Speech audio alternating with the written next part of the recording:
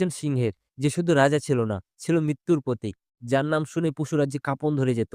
তার নাম হচ্ছে স্কারফেস। স্কারফেস ২০০৭ সালে আফ্রিকার মাসাই মারা ন্যাশনাল রিজার্ভের বুকে জন্ম নিয়েছিল। তবে জন্ম থেকেই তার জীবন ছিল যুদ্ধের অন্য নাম।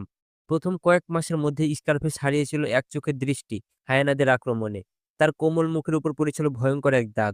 সে ক্ষতই তার পরিচয় হয়ে ওঠে স্কারফেস, অর্থাৎ ক্ষতবিক্ষত রাজা। সে ছোটবেলায় দেখেছিল কিভাবে তার গোত্র ধ্বংস হয়েছিল।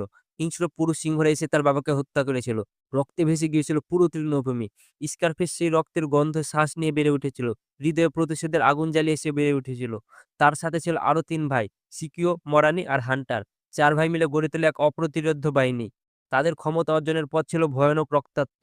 তারা একে একে হত্যা করে চলেছিল শত্রু সিংহদের।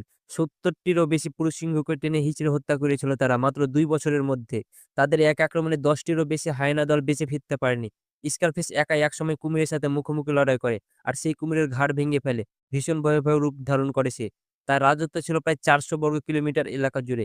মাসায় মারার অন্যান্য সিংহরা যখন গাছের ছায়ায় ঘুমাতো, স্কারফেস তখন পাহারা দিত, যেন এক নিঃশব্দ দানব। শুধু শত্রু সিংহ নয়, চিতাবাঘ লড়াই হয়েছিল এক বিশাল হায়না দলের সাথে। প্রায় ২৫ থেকে ৩০টি হায়না একসাথে তাকে ঘিরে ফেলে। রক্তে গড়িয়ে যায়